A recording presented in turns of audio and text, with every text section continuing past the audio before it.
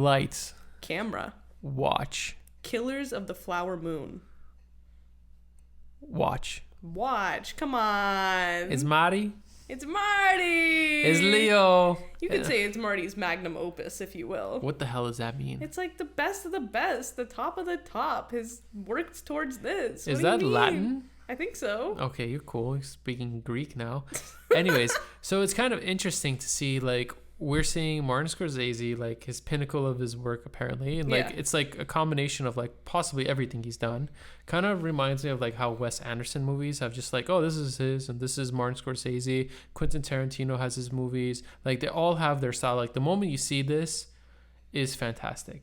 I don't want to say I haven't seen any because I've seen a decent amount, but I have not seen a lot of Scorsese's films. Okay. I'm assuming you've seen most of them. I can say I've seen a good number of them. Okay. And the most I don't think he has bad movies. Like, you know, like, there's someone to be like, don't watch this movie. You know, like, I'll tell you. I've seen, like, all of his, like, B cuts. Like, I haven't seen Goodfellas. Dude. I haven't seen Taxi Driver. Dude. I haven't seen Casino. Okay. But, like, have I seen New York, New York? Have I seen Silence? Like, yes. You know, that's the movie I haven't seen. Which one, Silence? Yeah. Which my friend keeps raving about. It's like, you need to watch Silence. You know, you got Adam Driver, you got Andrew Garfield. I'm sold. Of course I'm going to watch that movie. Excuse me. You forgot Liam Neeson's? Oh, you're right. Liam Neeson's. You know, I will find you. No disrespect to Qui-Gon Jinn. Oh, really? Really? Liam Neeson's. He will find you. And I will kill you. There you go. He was Raj Al Ghul. Do you know that, right? In the original Christopher Nolan trilogy, he plays Raj Al Ghul, who trains Batman to become Batman. Okay, I've seen... You've not. You've just seen Patterson. Well, I watched that one, like the Batman, and then my roommate was like, is that like... I said, that's the best Batman ever. And he was like, well, how many Batmans have you seen? I was like, honestly, only that one. And he was like, okay, well, you got to at least watch The Dark Knight. And I said, okay. And Have you seen The Dark Knight? Yes. I haven't seen the other two, but I've seen The Dark Knight. And what did you think of The Dark Knight? I thought it was incredible, but I like the Batman better, even though it's too long. Okay. Anyways, let's go back to... Killers of the Flower Moon! Yes, that's why everyone is clearly listening to us. All 5 of our listeners, including the ones in Armenia. Thank you. So, this, if you didn't know, Leonardo DiCaprio apparently was supposed to play the role of the FBI agent. Yep. There was giant rescripts about this movie. And it would be interesting to see how this movie would have been filmed originally, or if they ever released the original screenplay. So to my understanding, the book is based closer to what the original script was supposed to be. Yeah, my friend read the book and he told me, he's like, look, it's just like factual play-by-play of what happened. Mm-hmm. And but doesn't it like hold what, like, who did it really towards the end? I don't know.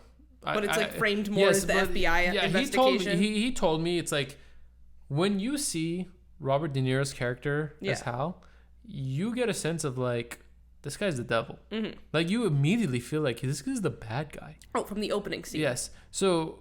And in the book, that information is held. Yeah, like, he's slowly introduced, from what my friend tells me, and from people that have read the book and have been good citizens.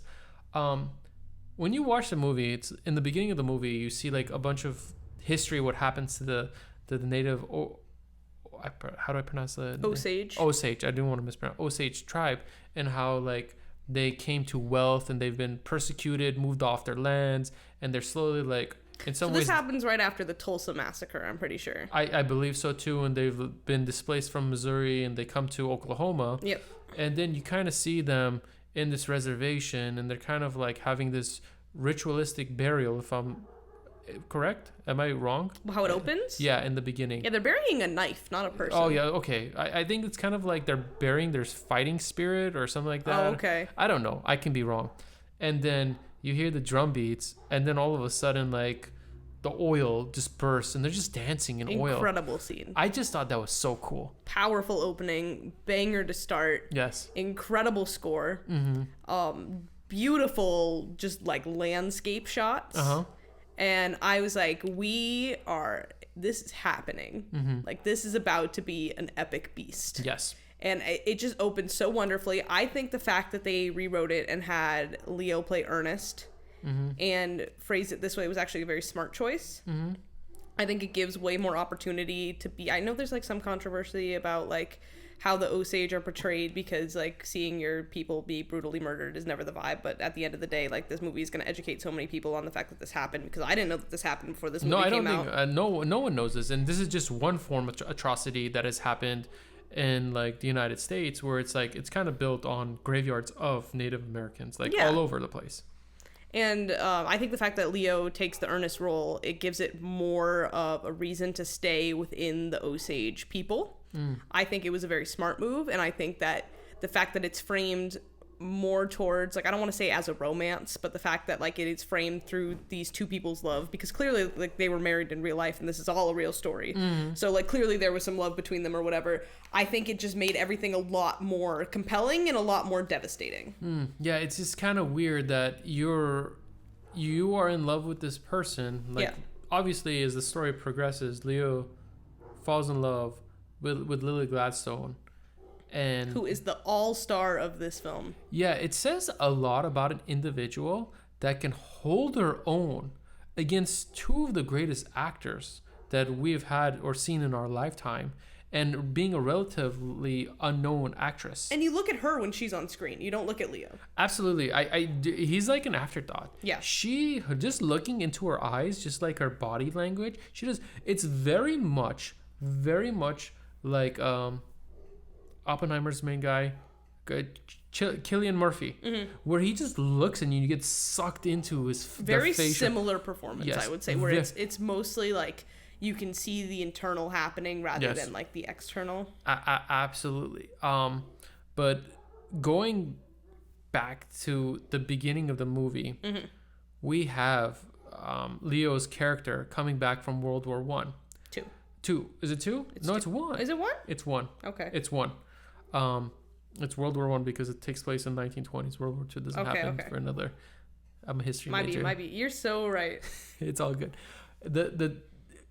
I heard that they're like, Leo should not be playing this because in the book he's 20. He's 20 and Leo's obviously in his 40s. I don't think it mattered. This is the part this is the thing that always reminds me of why this kind of work.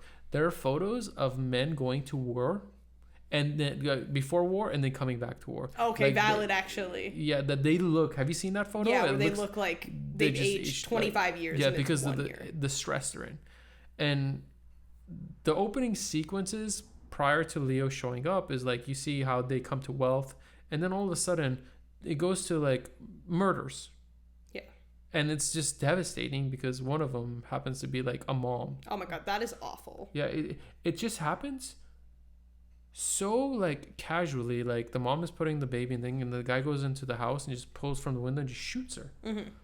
It's ridiculous. And you kind of see like all these like random tragic murders happening.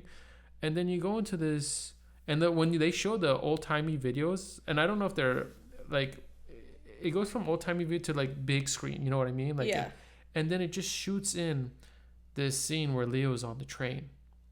And it's this great, like, I don't know if the term is called like one shot or like this continuous shot of him just coming down this train. Kind of reminds me of kind of like Titanic. If you've seen Titanic, it's like this long scene. But it's very much like Martin Scorsese's like films. And it's on a beautiful vista. Yes. And it's like the most colorful shot in the whole film of this green grass. Yes. And you don't know what's coming, but you know it's about to be incredible. Yeah, and I think there's no CG in any of this. Oh, I doubt it. Yeah, and that's the beauty too, is like sometimes we spend so much money on CG movies, like Indiana Jones. Okay, well, this is a ridiculously expensive movie, but... How much did it cost? Over $200 million. Okay, well, I don't think Robert De Niro is asking for chump change, because Robert De Niro is probably asking for tons of money. I mean, Robert and Leo are definitely getting paid tons of money, but I think Martin Scorsese is in his 80s, and he's fully earned the right to say, this is how much money I want to make my movie, and whoever wants to make my movie, because I know it like originally was at, I want to say, Paramount. Yes. But then Tim Cook, Daddy Cooks are like, I'm Apple, right? I got $1 trillion of cash just like sitting laying there doing around, it. Yeah. Hey, you want to do a movie? what's $100 million? Movie. He's like, here's your $200 million. This is nothing. And this is the first Apple film that was like given wide distribution.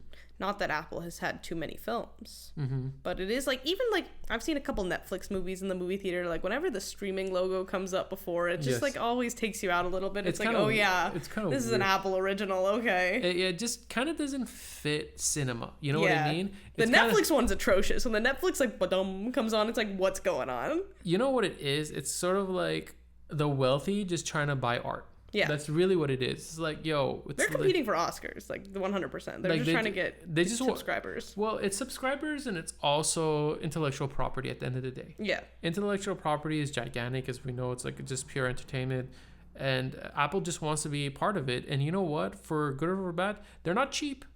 They are spending that money. There's gonna be two big people that are always gonna be making that money, though. It's gonna be Amazon and Apple. And so Netflix has had a lot of success, but it's just like they don't need the cinema because the cinema's in your house now. Netflix actually is the only streaming service at the moment that is profitable, while Amazon and Apple don't need any money from their streaming service. It's just an accessory. Yeah, I mean, they want to just be, they want to take a foothold in that sphere. Yeah. Anyways, back to our movie. Yeah. Leo comes in, and immediately we kind of see the situation where there's like a bunch of white people, and then you kind of see Native Americans just like bougied out. They are full of money. They're all driving the nicest cars. They're driving cars, period. You know, what's an interesting analogy, as I always tell people, is like the rich people are the people that have cars now. I mean, the rich people are the people that have horses now. But back then, the rich people were the ones that had cars. Very much. So, well, it opens with Leo driving to see his uncle. Yeah. And there's the scene with him and his uncle where he says, like... A Native American, Henry, I believe is his name. He picks him up, right? Picks up a Native American? He gets picked up by that guy. Sure. Right? That sounds right. Okay, anyhow, continue. I don't remember, honestly. Well, they go and he says, like, oh, like, did you see blood in the war? Like, how was the war? Or do you like women? And Leo's like, yeah, I like women. I like money. And he's like, great. And you can see right from that point that, like, William Hale is plotting. You don't really know what at that point, but you know that he is someone pulling strings, because he says there's a woman named Molly, or like, you can be a driver. Go be a driver. He's a driver, and then the next meeting he says there's a woman named Molly. Do you know of her? And he's like, yeah, I've been driving her. And he's like, she'd make a wife, you know? They got money. They have a lot of siblings. They have a lot of head rights. Yeah. There's a lot of money there. Like, she'd make a good wife. And Leo is so stupid. I disagree, but continue. Are you kidding? Leo's character is... No, I understand, but I'm going to play a part, and I'm not playing devil's advocate, and I have a viewpoint. I think, like, the big thing about all of this, like, is just Leo's character is literally such an idiot that, like, you don't really know if he's doing these things because he knows they're malicious, or if he's just doing these things because he's being told. This is my perspective. Yeah. The moment you have Leo coming back, and this is a man that has just saw in war, or maybe aspects of war, he comes there and he talks to his uncle, and he's all like, oh, how was the war? He's all like, well, I was a cook. And the uncle's was like, well, someone had to feed the brave men to go fight the war. So immediately he's being belittled by a person that when he's driving onto the land, you see all of his uncle's land. Yeah. You see all this cattle, you know? Like, you see, like, his prominence. And you get to see, like, his uncle telling him, you can call me king. Yeah. So I think he is aware, he's not that naive, that he's in somebody else's kingdom. And as someone that has probably seen war and has survived war, even though he was feeding people and saw, like, the horrors of society, he's like, look, I'm just grateful to be alive. Okay. I'm going to figure out how to make a place for myself, and I have to swallow my ego immediately. To me, I saw it as a metaphor. He's eating his food, his stew, whatever it is. He's swallowing his ego, his brains, whatever he has to do to make sure he has something to do. Are you trying to tell me that you don't think Leo's character is dumb? Because throughout this movie, he's the largest idiot. So no, I don't think he's the largest idiot. And people always think I think people or humans in general are animals of nature, and they result back to their original instincts based on the situations they're placed in. So if you were in like a violent situation, or like you're gonna resort to your fight or flight, so I think he is actually saying like, look, man, I got very little options. I got a rich uncle. I'm gonna do whatever the fuck he says because I want to at least have some type of life or establish something for myself. Yeah. Where I think things get complicated is there's two aspects. He slowly falls in love, but also feels like this is my tribe. No matter how much I love this woman, I'm always going to be a white person. And I got to stick by my white people. Yeah. And we see in that time frame, like a lot of white people just like taking advantage of the situation. They're not like these super polished people going to work for the Osage, correct? And they're just like playing off their like white privilege. Well, if I'm not mistaken, it's pretty light on this, but it does say like if you're full Osage, yes, you don't have full access to the money. Yep. You need what do they call it? A companion? Yeah, your counselor or something like that. Your representative, like your escort or whatever the term is. Because they're deemed because like before the Native Americans had bought this useless piece of land, the land had struck oil. They kept the rights to any resources that would be had on that. Originally, they didn't have any need for U.S. currency. Now they have too much U.S. currency to know what to do with.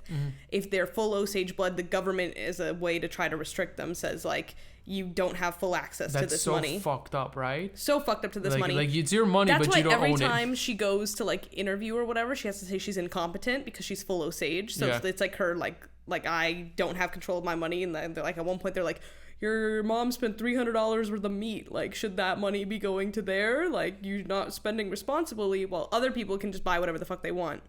But, like, to my understanding, the benefit of marrying a white man in their community is that your husband can be your companion, and then you'd have full access to your money. Yeah. So the white people are trying to marry the Osage to get the oil money, but the Osage see the benefit in marrying the white men because then they get access to their money. Yeah, and that's why you see a lot of interracial marriages. Yeah.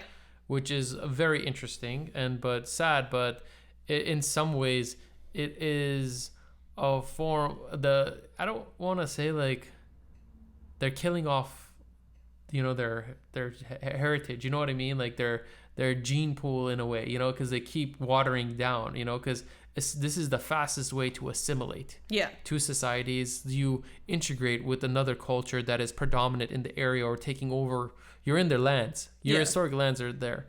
But I just find that aspect very interesting, like how everybody was immediately getting married to another person, and you just see it throughout the movie. Like every Native American was with a white person, whether it's a man or a woman. They're all just like marrying somebody else. They were ready to assimilate just so they can have access to their money. And it's really fucked up that it's like everybody you have to like give up your ancestry to like get your money. Well, the bummer of this film is that's not the most fucked up thing that's happening. Really? What is happening well, the white men, if I'm not mistaken, and the white people are murdering their spouses that they've just married. That it's not only that.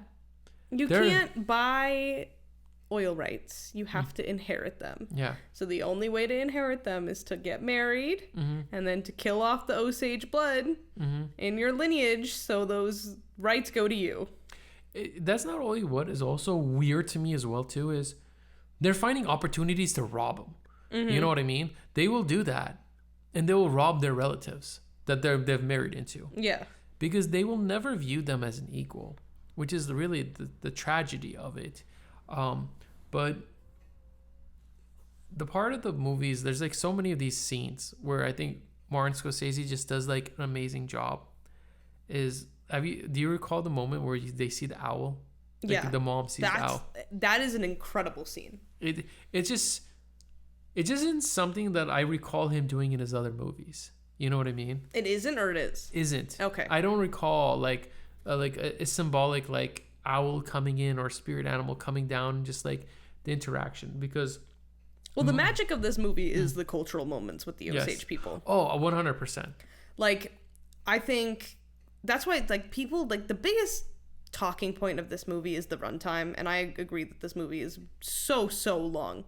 But the extra in it, like, the things that you could cut, like, the things that aren't driving the plot or the story, is all of the Osage, like, ritual and community and all that stuff that just makes the movie so much better than what it is. And without it, it would have just been ridiculous. That's why literally, like, I don't know how you would shorten this movie. If anything, like, it could be 30 minutes longer just to have, like, the cultural richness. I guarantee there's, like, a 6-hour version of this movie. 1000%. I would not be mistaken. But the owl moment, the moment when Molly's mom actually dies and she goes to, like, heaven, or she sees her ancestors and she's just, like, wakes up and sees the people there. That's incredibly moving. Those moments are beautiful. The most gorgeous part of this movie is the wedding. Oh, and have you noticed, and what I noticed is, it seems that richness continuously dilutes. Yeah. Like, when you have those moments of the funerals of the family members, like the Osage funerals, or all these massive funerals, and they continuously to, like, water down. Mm-hmm. They disappear. Like, from the weddings to the funerals, they all just slowly water down. Well, there's, like, just even, like, the cultural pool. Like, at the beginning, there's so many, like, Osage faces you see. And then, like, towards the end when, like, or, like, towards the middle or whatever, when, like, a lot of the community is being killed off and stuff, there's a scene where Molly goes to Washington and, like, all the faces looking back at her are, like, white men. Mm-hmm. And you can get the feeling that she's like, oh, this is not right. Yeah. One of the moments that I found was interesting was when they meet President Calvin Coolidge. Yeah. And, like, he shakes their hand and just, like, walks away. Mm-hmm. He's like, yo. He did send somebody, though. Yeah, but it's like, he's really not gonna do, like, it's like, oh, yes, I care about your people. I will do everything I can. Like, there was no empathy. There was no, like, oh, I'm gonna figure something out. I think one of the reasons why they do that is because of they want to stop the level of corruption that's happening. Mm-hmm. Not so much of, like, figuring out the murders. They just want to know what is happening down there to kind of, like, prevent it from happening other places. Well, that is the first time we even hear, like, Molly acknowledge that it's happening, because when she's talking to the president, she doesn't say, like, oh, like, they're getting murdered all the right. She's saying, like, they're getting murdered for the money. Mm-hmm. Like, she knows. And, I mean, the whole thing about this movie is, like, when Jesse Plemons' character, who's the investigator, comes down from the Bureau of Investigation, which is before the FBI became the FBI, but this is, like, the FBI's first investigation, really. Yeah, one of their first, like, yeah, like, this is one of the things that, like, launched the FBI. And I don't want to talk about the ending yet, but, like, it all ties together in, like, the radio show. Got you. Bringing up the FBI, one part that I kind of found interesting is there's this moment where I believe it's Jesse Plemons. Jesse Plemons is talking to Leo. They're like, who sent you? It's like J. Edgar Hoover. And Leo played J. Edgar Hoover, which I found really, just like as a funny thing, is like, you sent me, you know what I mean? There are moments in this movie that I feel like there's absolute moments of comedy, drama, sadness. And what was the biggest laugh in your theater? Because I could tell you right now what the biggest laugh in my theater was. What? The second Brendan Fraser gets on the screen. Oh, well, it's just like, yes, man. He's in a different film, man. That's what people say. People say that they filmed those things, like when they rewrote it or whatever thing. Oh, like, I don't think they had filmed before they had done the rewrite. I don't know. They just say, like, the two lawyer scenes. It's so out of place. And before we go to the lawyer scenes, there are just moments in this movie that are quite fascinating to me. Yeah. The moment where you see Leonardo DiCaprio's character talk to, like, was his name Blackie? Yeah. Talks to Blackie, and he's like, look, man, I need you to rob me. I need you to steal this. I need you to do all this stuff so I can get the insurance money. It seems like he's trying to figure out how to get money to support himself in case, like, he wants extra backup just in case this plan doesn't work out. That's why when people say, like, oh, he's dumb, I'm like, maybe he's not. He doesn't think, like, grand picture, but he's like, look, there are loopholes. Just like when Hal is like doing insurance on his Native American friend, that like in case he dies, he gets $25,000. Yeah. Which one of those scenes is very funny because when he goes to the insurance man, he starts arguing with them, and he's from Denver. He's like, "Yo, we find something wrong with this." He's like, "You, Mr. Man from Denver, I'm gonna have a word with you or whatever it is. I paid for that money. I paid for that Indian, and I need to get my $25,000." It kind of, for me, it's like when Hal is doing all this money, what is he doing all this money for? You know what I mean? Because he has a daughter, but it's like at the end of the day, like if you had a son, I would understand like, oh, it's your son, it's gonna take over your family business. Yeah. But like when you're gone, like in that time, he's building an empire. He is the most malicious man ever. From the start, you know that he's evil, and he is manipulating his son, his uncle, his nephew. Thank you, to marry Molly. And then do all of his favors for him to slowly, one by one, kill off her siblings. And at the same time, he's doing stuff like he's the sheriff of the town. He is building them a ballet studio. He's a nice guy. He's the friend of the people. The Osage love him. It's sort of like the people. He puts in $1,000 to help find whoever did Anna's murder. It's kind of like when really wealthy, powerful CEOs or whatever, philanthropists that like have these ridiculous companies that like enslave people, you know, not to like name drop like Tesla or like Apple, but like literally like Tesla and like Apple, where it's like your products are built by like slave labor or like natural resources being plundered from the earth, and majority of those people in the worst conditions ever. Yeah. So you could turn a profit, but like you are doing you are such a good person. You are like building this school, you're building this energy grid, all this other stuff at a result of like human sacrifice, human lives being destroyed. But he plays the devil so well.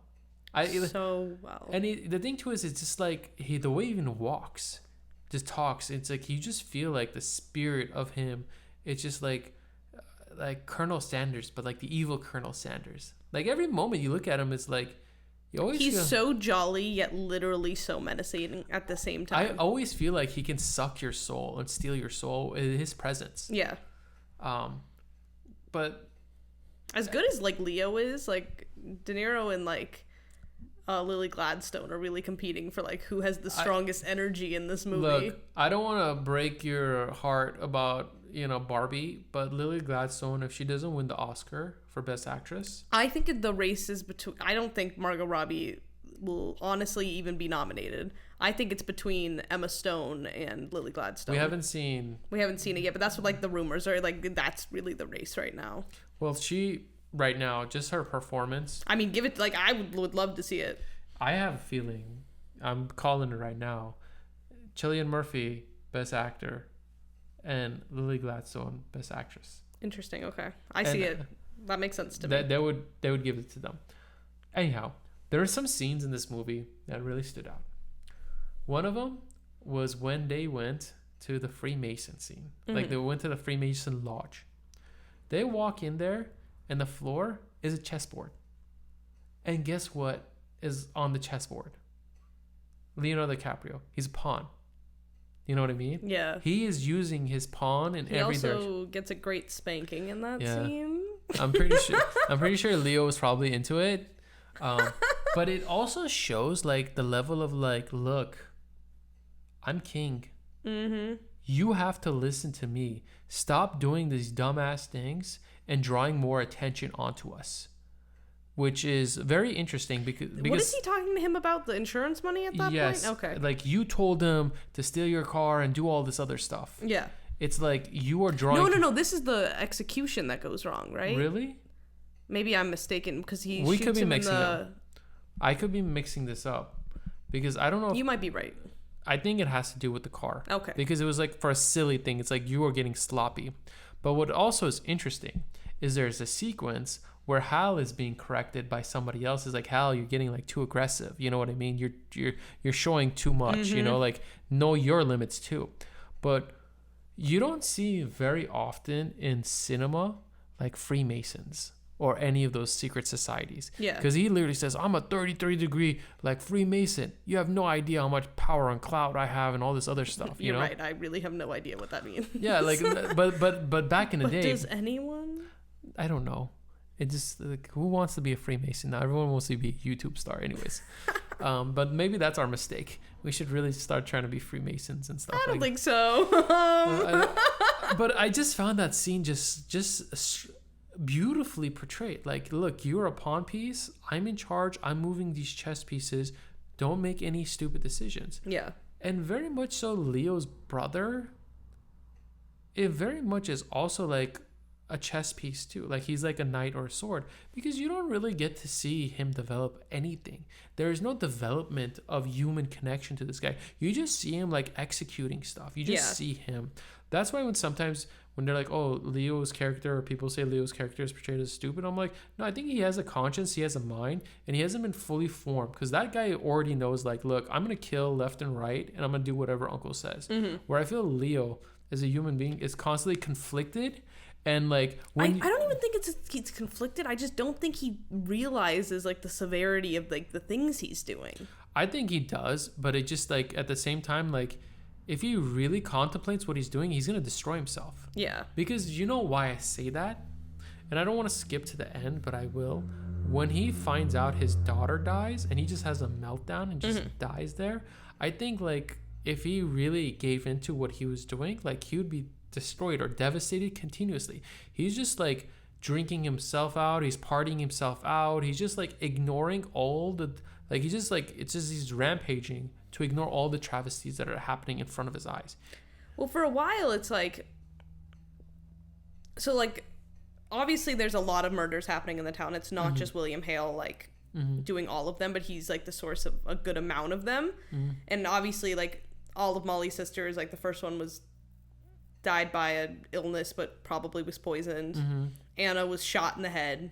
And then the other one was blown up. The first couple ones, it's just like, oh, go tell this person to tell this person. But when Leo tells the one guy, or when William Hale says, like, it's time to execute the Smith murder, and when he's going down and just says to the guy, like, it's time to blow up the house or whatever he says, like, that is the moment for me where I was like, does he know? Because the whole movie is really asking the question of, like, how can you, like, love someone and also do this to them? Well, plenty of people have been in abusive relationships. Yeah. I know that murder is very different, but he views it as like, look, if I don't kill this guy, he's going to get some of my money. You know what I mean? And brothers have killed each other for company. Like, if he's smart enough to pick that up, he should know that his uncle is going to kill him for the money too. Yeah, but he might outlive his uncle. That's why he needs, and his uncle needs his youth. Yeah. At the end of the day, and his uncle is clearly married to this person. You know, it's not until later on we find out that he's signing a piece of paper or whatever it is for his uncle's sake. That's malicious. Yeah, he's like, oh, everyone's just in case something happens to you. What's gonna happen to me? Yeah. Just in case. Yeah, just go. It's just so. It's funny. Not like we didn't just kill 20 people. We can kill you too. But the guy that calls AC, who is the guy that's making moonshine, he's just a cool looking, like, outlaw. That guy's scar on his face. Yeah. And, like, he knows who he is. He knows that, like, look, I just need to get money to support these kids. And he says, like, I have 7 kids. I'm not doing this. And they offer him a lot of money. And he's like, well, fuck. Yeah, literally. I have to do this now. Anyhow, I mean, all he had to do is basically knock on some guy's door. You know what I mean? But it's interesting to see the transition of their lives going from living on these big pieces of plots of land to residential houses. Like, you kind of see, like, the world change. You know, you see, like, the suburbs being created and, like, people moving to the suburbs because in many ways their tribes all get to live together and there's lights on the streets. Yeah. And for the 1920s to have lights on your streets, it's a real big thing. Public electricity did not exist like that. It's to keep the murders away. I guess so, but that's not stopping them. But it was just fascinating to see, like, that house be blown up and people just, like, everybody running, you know, like, who did it, what's going on. And The two most devastating shots in my mind that have been living with me since I've seen this movie is when Anna's body is found and when the other sister's body is found. I don't remember her name.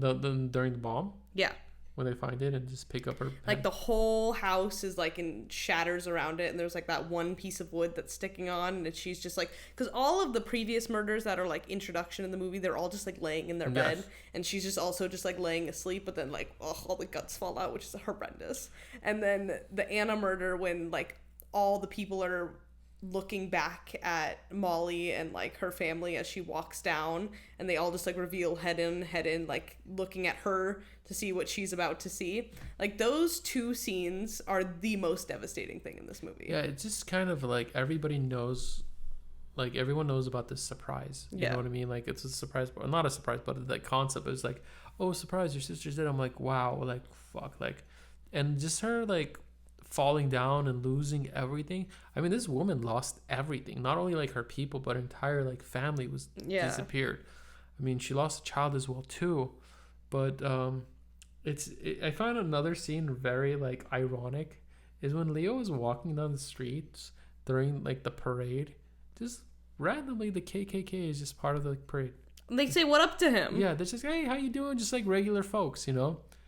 That part to me just really shows you that like all the demons are in your community. Mm-hmm.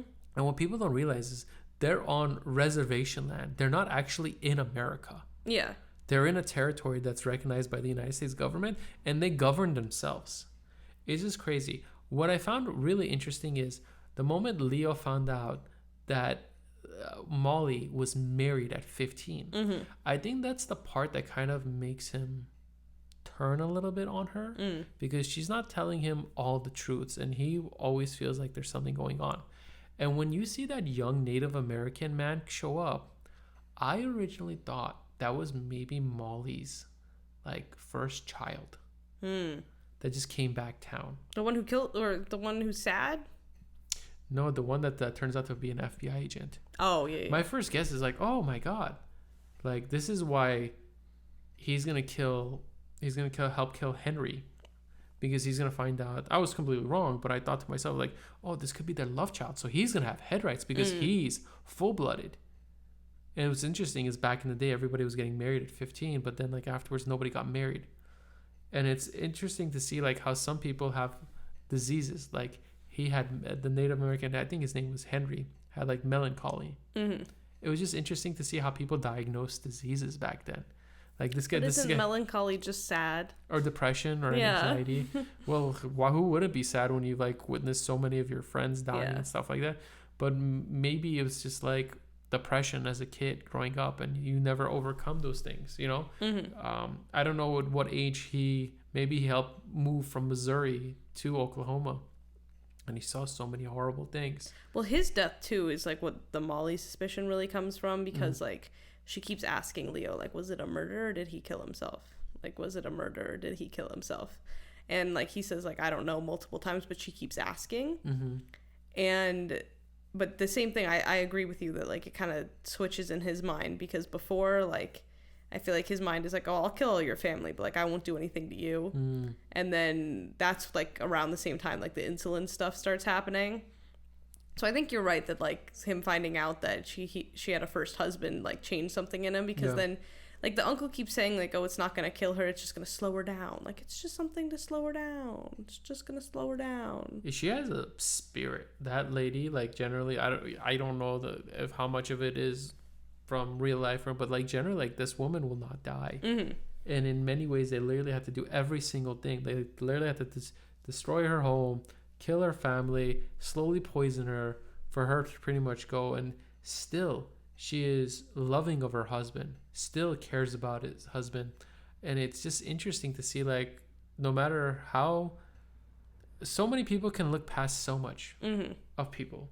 Please don't tell me it's like it's something, oh, it's in the past. No, to this day, people will overlook the horrible attributes of their significant others just for like love or sake of love or family or whatever he holds dearly. It's just such a beautiful movie when like you're sitting down, like what was that scene where they're all having lunch and like the two grandparents are like comparing the half Native American kids. He's like, oh, this one's lighter than the other one. It's just like openly racism. You know what I mean? It's like, oh yeah, this one's more light skinned and this one's more darker. Kind of reminded me of like the whole Prince William and what's his name? Not William, Harry and married to Meghan Markle. What they were saying, like, oh, what colors is he gonna be dark when they're born or something like that? It just reminded me of that sequence. What was that sequence when they're all having dinner together? And I think Anna came in drunk. So that happened. That's not the same sequence. Oh, it's not? I don't think so, because that's when her mom is sick and Anna comes home and she's like hammered, and she's all over Ernest's brother. And Ernest's brother is like, oh, I can do whatever I want. And she's like, oh, if you ever sleep with someone else, like, I'll kill you or something along those lines. And then there's like a bunch of white people in the house, but I don't really know who they are. And then it erupts in a big fight. And then he starts like grabbing the other white lady who's clearly uncomfortable with him grabbing her. And then she goes off, and then like Molly like pulls her away and stuff. And then they kill her that night. Jeez. They're like, oh, she had too much to drink. It's like, no, she's becoming too much of a problem for our malicious plans. What's interesting is because all of this is what I think their egos and their superiority complex thought like no matter what they did, they could have gotten away with it because of so much atrocities they committed. And it was just like I think in the beginning they tried to be very malicious, but afterwards they just didn't care. They just started killing people. Yeah. Because like when they said like, oh, how did he commit suicide? How did Henry commit suicide? It's like, oh, by suicide. It's like, but the bullet wound was from the front. I mean, from the back. And he didn't he was supposed to leave the gun and shoot him from the front. And he brought Leo the gun and shot him from the back. So it's clearly a murder. Yeah. It's just interesting. But then the FBI comes into town. They start asking questions, and the FBI like really smoothly like integrates into the society. And I didn't realize all those people were FBI agents. Yeah. And I think that part they did really well, because I'm like, who are all these new characters? I thought they were going to be like a rival gang, a rival family that were just doing similar stuff too, that they had to outcompete. Honestly, I didn't even think twice about it. I just assumed there were more people in the community. Really? Like, didn't even think twice. Because when they all gathered up is like the moment that like Hal was starting that fire. Yeah. On his property. Why did he start that fire for? Probably well, insurance. He says to one of the things, like one of the other guys says that guy just got a $30,000 insurance claim on his property. Motherfucker. And that scene's also very crazy, because at that point, like Molly is having like delusions. She's so sick. It's all burning down around her. Leo realizes like what's happening. He poisons himself too. And then they're like, she see the owl at that point? Yeah. And they're like both laying in the bed, just like with the world literally burning around them. Wow. That seems very powerful. What a great metaphor. And Robert De Niro is just watching it all burn. Literally, the cause of it all, man. He's just enjoying himself. Then we get into, I guess, the FBI catching, what's it called? Blackie committing a crime. And then rats out Leo. And then Leo goes in there and then is like trying to like not say a word. And then he's all like, can I sit? Like, they don't even say anything. It's like, I'm sure you could sit down, but like, you just stood there. But you're standing. I just think he internally felt so guilty. Yeah. That he thought he didn't deserve any mercy. And then when they brought in Blackie, and then Blackie just like called him out and said like, you told me to do this and you told me to do that. It's like, it's obvious. And then he's like, and then he starts snitching and just tells the whole story. And then they bring in the gentleman that killed Henry. And then who started it first? Was it the guy that killed Henry that had the 7 kids that spilled the beans on everybody? Or was it Blackie? No, it was Blackie, because he comes in later. They like they show up at his house with the kids and they like take him away. And then they're interviewing him and they're like, well, who said that? And then they do the exact same thing they did with Blackie, where they reveal that it's Ernest, and he's like, oh well, shit. And then Ernest spills the beans. Yeah. And then there is a scene that I found really interesting, is when the FBI agent, Jesse's whatever his name is, he's walking through the prison cell, and it kind of felt like as he was walking, it was like an old-timey film. and passing, and then he has to tell Leo that his kid passed away. Yeah. And at that moment, I didn't realize that Hal and Leo were both in jail together. Yeah, it does. You think, because he's testifying against him, that they're going to be so far away, and that like they're probably like just having complete anger for each other, but they are literally sleeping next to each other. And like, imagine the whole time they're just like talking to each other. Probably. But it'd be kind of weird. But I think the moment where Leo started like find out that his kid died, I never thought like he overacted. I thought Leo always acted perfectly. Oh yeah, he's fantastic in this. Like he never overacted. He never like went really far. It's just that everybody played their roles well. There was reports that Leo and Robert De Niro clashed heads. Really? Yes. Isn't this not their first movie together? I don't recall when they're like. I also just like don't get the impression that like Leo DiCaprio is like a cool hang. Like I get the impression that he's a very high strung, like irritating to be around kind of man. Have you noticed that all of his characters that he's played, from Catch Me If You Can to I don't know The Aviator to J. Edgar, he's always playing these like flawed people. But like they're doing these amazing things in life. And I feel like he very much it's like Don't Look Up. I feel like that's more of him, that main character, where he's like, oh my god, pay attention to me. And like once he gets his fame and like success, all he tries to do is just like sleep with hot women. Does that make any sense to you? Yes, but is that what happens in Don't Look Up? Yeah, remember he becomes famous and he starts sleeping with like that news Oh, you're right. I forgot about that detail. And yeah, like, I'm not a nerdy scientist. Yeah, I'm not referring to, but I feel like it's like in the same place. I'm like, Leo, what are you really doing with your life? You're 48 years old and you're still dating like 21-year-old girls. Like, come on, man. Like, and you've aged terribly. Literally terribly. Like, I look at George Clooney and I'm like, look at George. You know what I mean? What is George doing? You know what I mean? No, but literally, what is George doing? Really, what everybody should ask that. Like, what? But I feel like he's been under like the Italian sun and the yachts for too long and just drank so much. Like, I want him to star in another movie where he gets yoked and like gets into shape. Leo, he wouldn't put that in that much effort. Are you kidding? He wants a role where he can scream and be the center of attention. He didn't scream that much in this movie. He didn't, but when he did, it was justified because this movie is 3.5 hours long and everything that happens in it is absolutely devastating. Yeah. Well, we've recently talked about 2 movies that have 2 court cases. I did not find anything about the court case interesting. Of this one? Absolutely not. I thought it was like the weakest part of the movie. I think the fact that I think his testimony is interesting, but I think the rest of it is like, okay, I just kind of want this to be over with because I want to live in like the other parts so much. Even like the Jesse Plemons investigation was more interesting than that. But when he's actually testifying and saying like, yes, I did this. Yes, I did this. Yes, I told him to blow up the house. And like it zooms in or it's like a front look on Molly who's just like watching the testifying. I thought that was pretty powerful, but I thought the rest of it is like, okay, I don't want to be in this courtroom anymore.